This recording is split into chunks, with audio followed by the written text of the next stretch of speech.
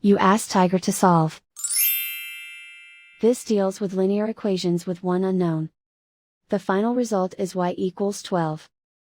Let's solve it step by step. Group all constants on the right side of the equation. Subtract 7 from both sides. Simplify the arithmetic.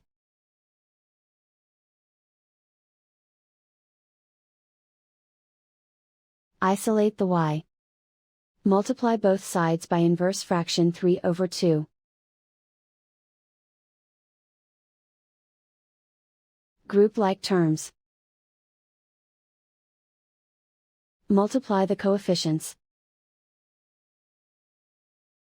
Simplify the fraction. Multiply the fractions. Simplify the arithmetic.